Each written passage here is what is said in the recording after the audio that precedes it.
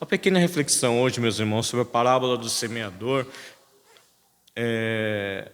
preparado um pouco meio que nas pressas, mas eu espero que os irmãos, possam compreender, assim como eu também, estudei e tentar compreender por que todas as parábolas do mestre, existem infindáveis lições, Cada parábola não se trata somente de uma lição, é uma parábola, uma lição, não.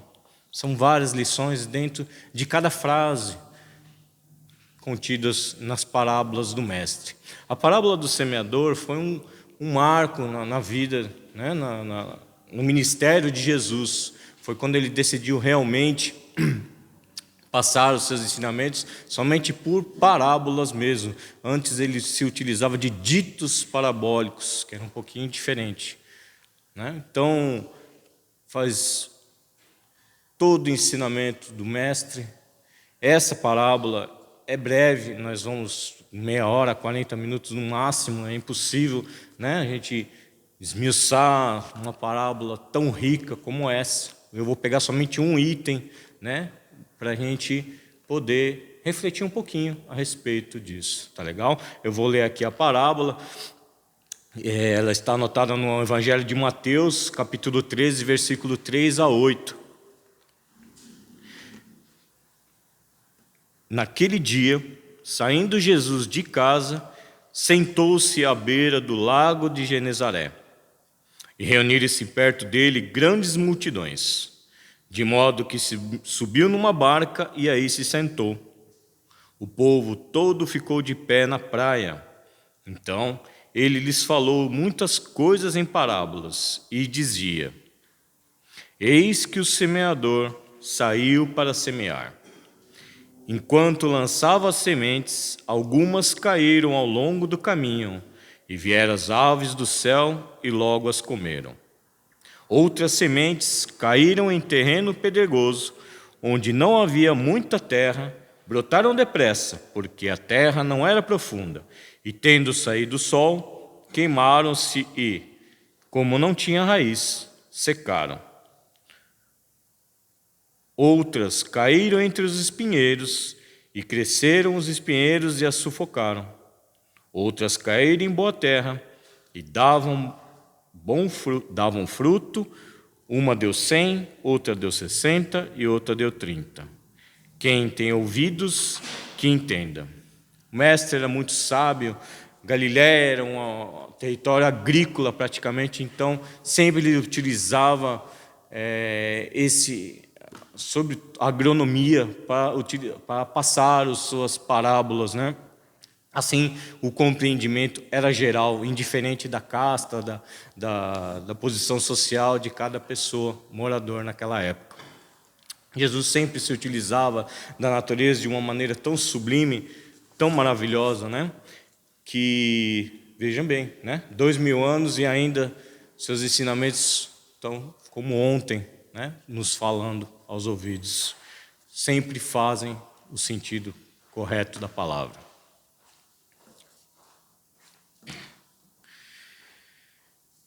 Então vamos lá. Aqui a gente costuma fazer o quê? A reflexão sobre a respeito dos tipos de terreno que existem, que somos nós. A parábola nos aconselha o quê? A identificarmos qual tipo de solo que nós somos, sem ilusão, meus irmãos. A real, Nós nos enxergarmos no verdadeiro nós, sem nos enganarmos, Porque não tem necessidade disso. Sejamos sinceros conosco mesmo. E o quê? O convite é o quê? Para que um dia nós nos tornemos o solo fértil. É a caminhada de todos nós. Porque a semente do reino de Deus, é o reino de Deus, representada pelo reino de Deus, que vai ser plantada dentro de cada um de nós. Nossa terra, nosso solo. Então, o que nos diferencia uns dos outros é que tipo de solo nós somos. Essa é a reflexão. Eu vou abordar aqui hoje, meus irmãos, um tipo de solo né? Que no caso aqui é o solo pedregoso. Já fiz uma vez sobre o solo entre os espinhos, né? E hoje eu vou falar mais sobre o solo pedregoso. Um exemplo, né? De que acontece com todos nós, normal, meus irmãos, porque estamos numa caminhada. Se fôssemos já o solo fértil, produtivo, já não precisaríamos mais reencarnar aqui na Terra. Então o objetivo é exatamente esse, alcançarmos essa produtividade dos nossos espíritos, nosso espírito, essa elevação.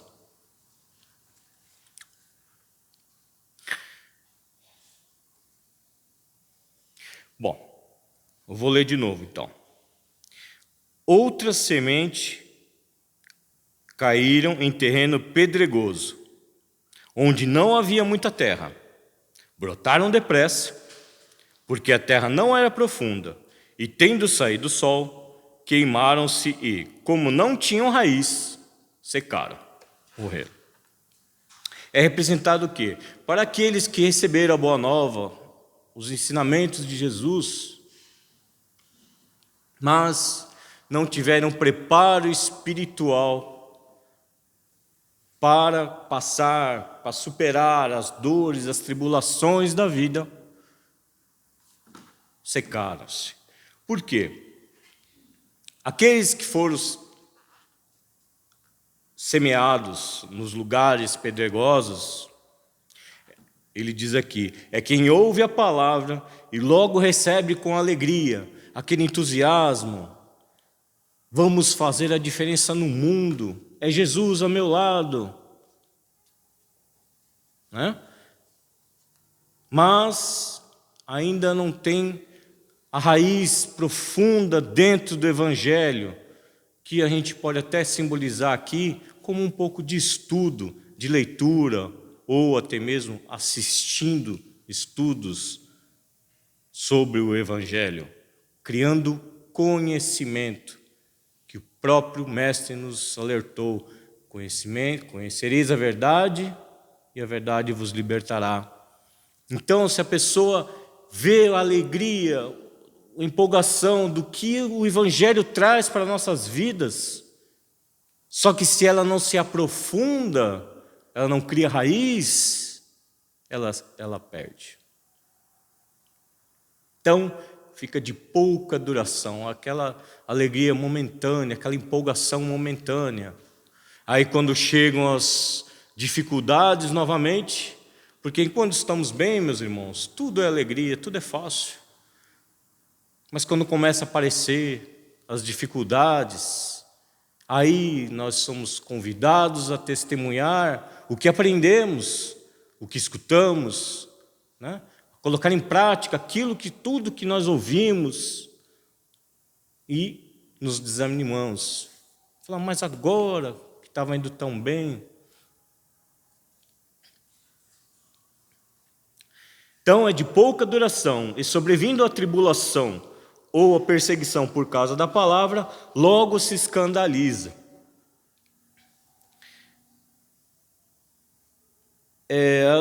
Às vezes a gente se acha até injustiçado, né? Porque começamos a estudar, começamos a participar, assistir palestras dentro de uma casa religiosa.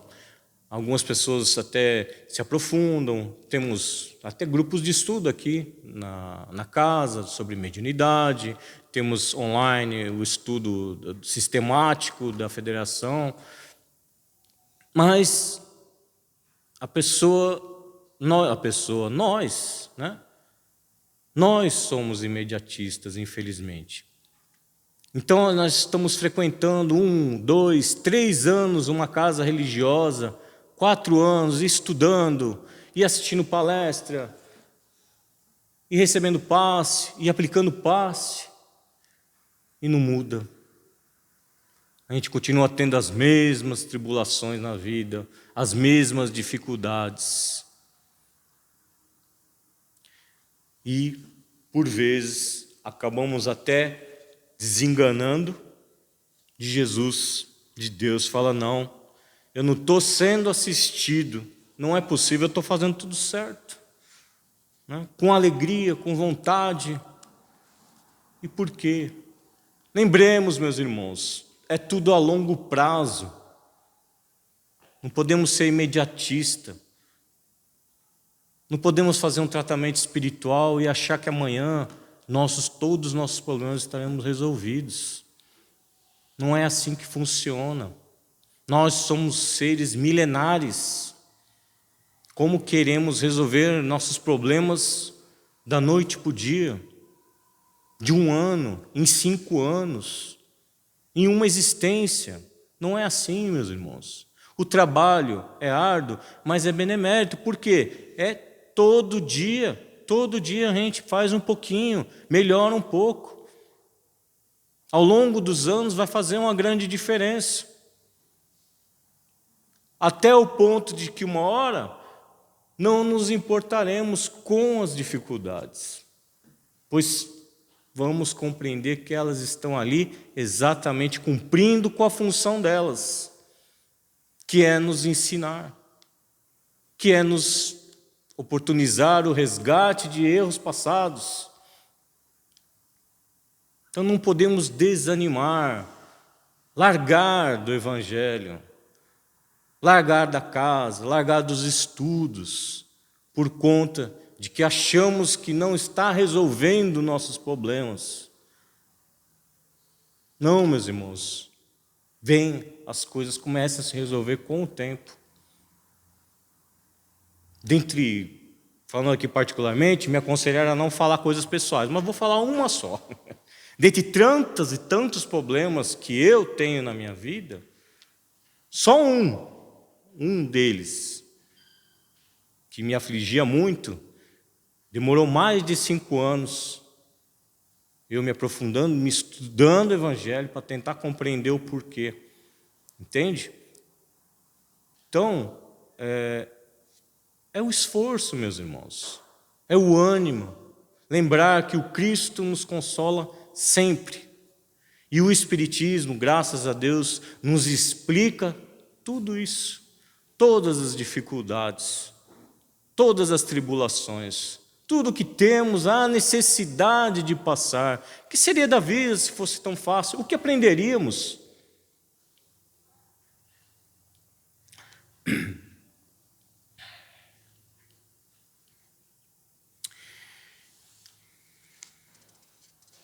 Então, Jesus representou a palavra de Deus como uma semente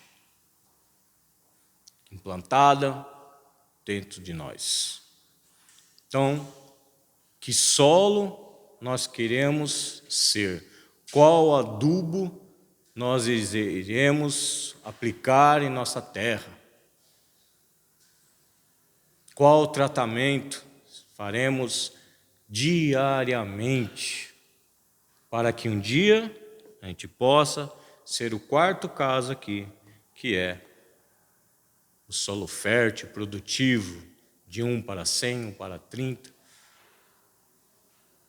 É um trabalho, meus irmãos, diário.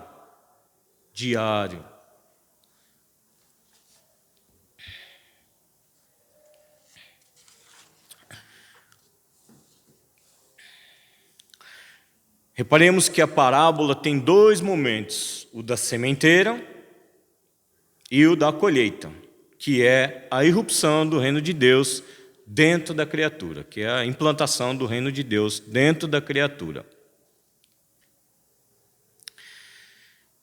O Mestre, Jesus, procura sempre incentivar nós, seguidores dele, diante das dificuldades, com a semeadura da palavra, ou seja, colocar em prática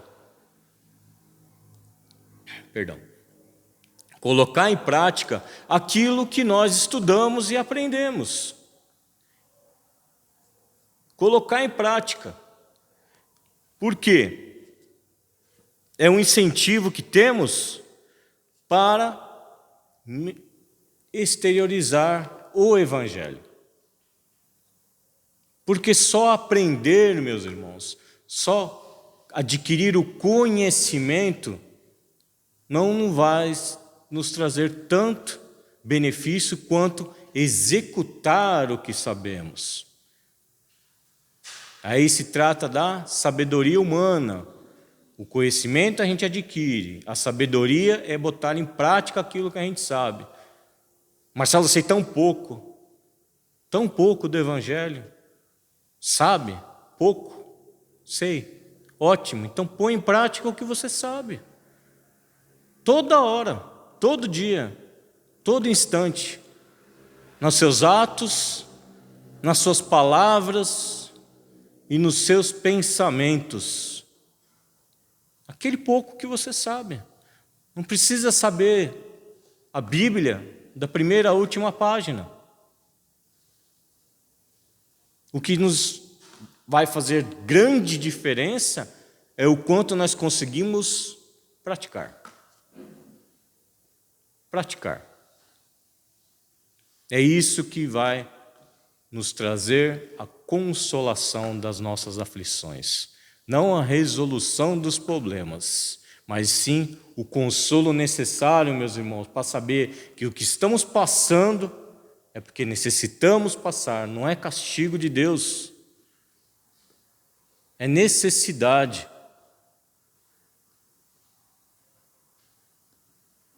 Muitos casos já relatados de pessoas que, indiferente do estado, do estado físico, né, de doença, psico ou financeiro, pessoas que se esforçaram e muito em aplicar o Evangelho na própria vida, amenizaram suas provas.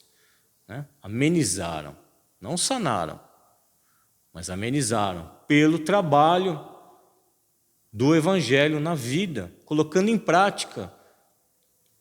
Pessoas que pouco sabiam, mas que faziam uso disso. Tem um relato até, só para a gente enfatizar um pouco a importância da gente colocar em prática. E era um trabalhador, inclusive, numa casa espírita. Ele era aquele trabalhador assíduo, né? Vinha, aplicava passe, trabalhava nas sessões mediúnicas, auxiliava sempre na limpeza da casa, enfim, um trabalhador da casa. E certa vez ele sofreu um acidente e ele perdeu um dedo da mão. E ficou muito triste, porque ele ficou meio assim, descabronado, falando: nossa, eu me esforço tanto, né? Trabalho tanto em cima da caridade para ajudar o próximo, e me acontece isso, e arrastou essa, vamos dizer, essa mágoa, né? Por uns tempos. Até que um dia ele foi convidado a entrar, o mesmo tratamento que muitos irmãos participam aqui, da desobsessão verbal, né? E ele adentrou lá e um benfeitor da casa falou a ele, né? Dirigiu-se a ele e falou: ô meu irmão, por que, né, você está triste? Está atrapalhando o seu trabalho aqui na casa, está atrapalhando a sua vida social, essa tristeza que você está cultivando dentro de si. Não, porque, sei lá, eu faço bem e me acidentei, perdi o dedo e tal. Aí o benfeitor virou para ele e falou: pense bem, meu irmão, foi um dedo, mas segundo me consta os seus planos reencarnatórios, você estava planejado para perder o braço. Mas como você tem trabalhado, se esforçado, né? Então a espiritualidade achou melhor você só perder um dedo. Entendam, meus irmãos? Então a gente não pode desanimar com as dificuldades, com as coisas que nos afligem, com as doenças que nos batem à porta. Virão neste mundo ter choros e aflições, foi-nos dito isso. O que vai diferenciar é a maneira como nós vamos enxergar isso. Como nós vamos enxergar. Toda reforma, do Evangelho nos convide à nossa mudança, não a mudança do mundo. O mundo pertence a Deus. Deus sabe o que faz, as modificações, o que vai haver, o que não vai haver. Cabe a nós mudarmos somente a nós mesmos, mudar a nossa visão, nossa maneira de ver as coisas, sentir as coisas. Então, se estamos sentindo fortalecidos por Jesus, muitas de nossas aflições passam ou não nos incomodar mais, ou até às vezes serem sanadas, porque já passamos por essa fase, por esse aprendizado. Então, o que não podemos, meus irmãos, é perder o foco. Como a dona Luzia mesmo falou aqui, no início do estudo, nós temos que trabalhar a nossa bagagem. Que bagagem queremos levar? Qual é a terra que queremos levar? No que nós vamos nos preocupar? Com a matéria, o que são da terra ou o que são do espírito?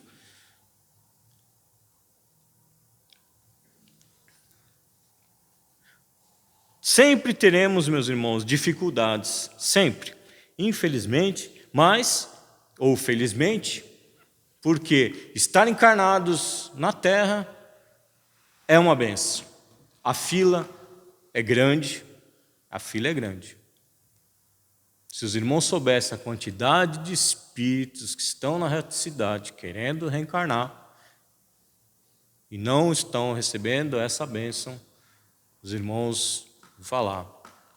A gente dá muito mais valor de estar vivo aqui hoje, participando disso tudo, participando de um mundo em transição, participando de uma pandemia. Quanta coisa não aprendemos com a pandemia?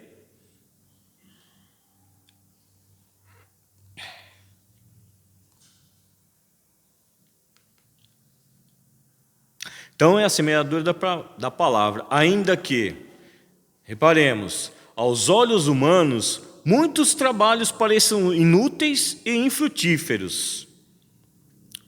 A hora de Deus vem e, com ela, a bênção de uma colheita que supera tudo. Apesar dos aparentes insucessos e de toda oposição, Deus fará emergir de um início aparente sem esperança, um fim magnífico que prometeu. É o Consolador. Então a gente não pode, às vezes, estamos lá trabalhando, nos esforçando no nosso dia a dia, vigiando nossos pensamentos, orando, pedindo, controlando. Não, eu vou falar mal. Não vou falar mal, vou me controlar. E vai. A hora que está ali chegando pertinho da gente conseguir uma bênção maior na nossa vida, a gente desiste de tudo. Um passo. A gente acaba desistindo.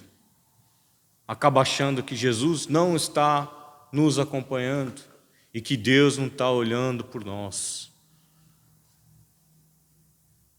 Não paremos, meus irmãos. Não nos desanimemos. Tudo no que se refere, toda atitude no que se refere ao Evangelho de Jesus é importante e é válido, porque é uma semente plantada. Uma semente plantada por nós, em nossa vida. Um dia ela há de frutificar. E que tipo de solo seremos? Essa é a questão. Então, nosso trabalho de adubação, de carinho, arar, embora hoje em dia não se ara mais a terra, mas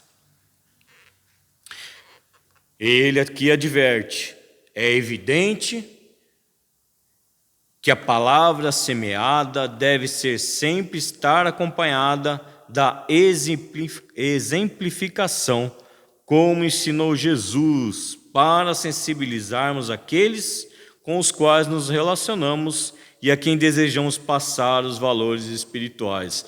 Então vejam bem, além de nós nos utilizarmos do Evangelho, recebermos as bênçãos consoladoras que nele existe quando exemplificamos, ou seja, quando nós colocamos em prática, sem ao mesmo querermos, sem a gente querer, a gente acaba sendo exemplo para alguém. Vai enxergar isso em nós, que estamos praticando o Evangelho. Vocês podem me dizer, Marcelo, mas ninguém repara em mim. Repara sim. Podem acreditar, meus irmãos. Vocês podem achar que não. Mas tem sempre alguém reparando na gente. E, digo mais, tomando-nos como exemplo de vida. Vejam nossa responsabilidade. Tomando-nos como exemplo de vida. Então, que bênção, né?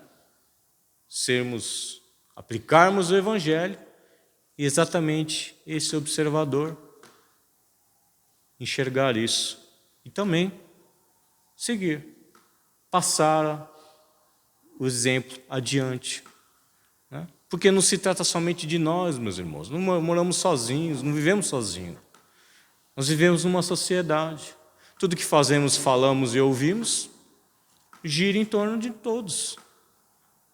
É a energia.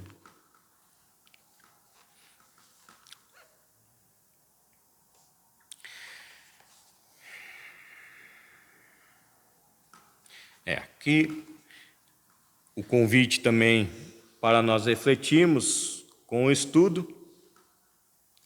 Ele diz aqui, o autor, no campo da agricultura, o tipo de terreno não pode ser mudado, pois ele é o que é, embora as técnicas modernas de agricultura possam torná-lo melhor. Entretanto, quando consideramos no campo do espírito, nós temos livre-arbítrio, a vontade e, principalmente, a ajuda de Deus para mudarmos nosso solo.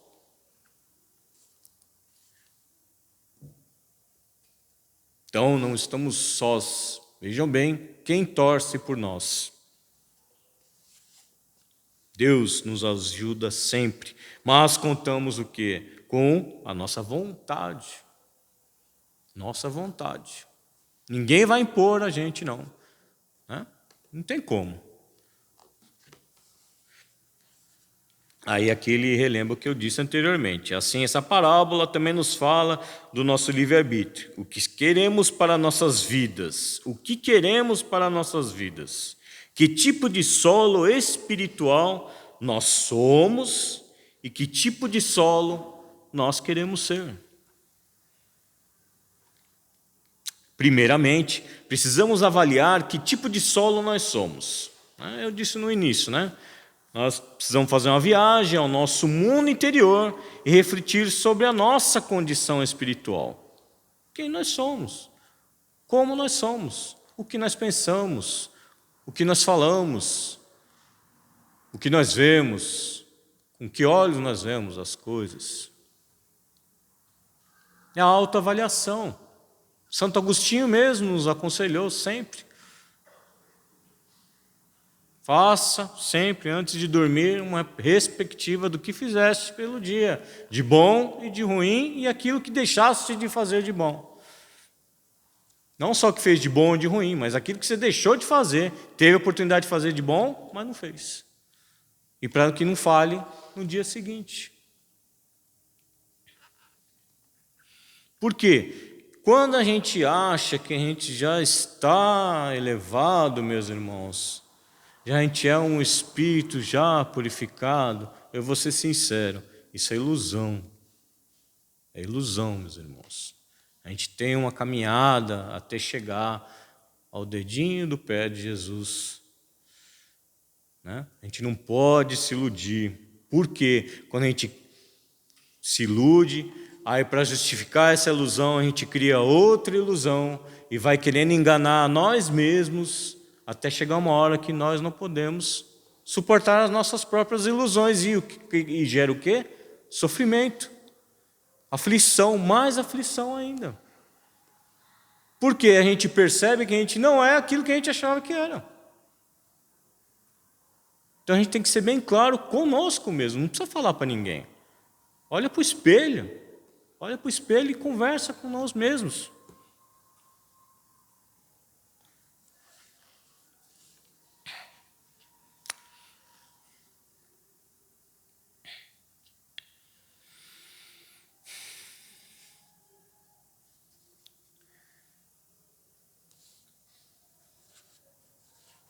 Bom, após essa viagem interior, podemos iniciar o processo de mudança do nosso campo espiritual. Basta querermos. Na parábola do semeador, Jesus fala nos mistérios de Deus, nos mistérios do reino de Deus, desculpa.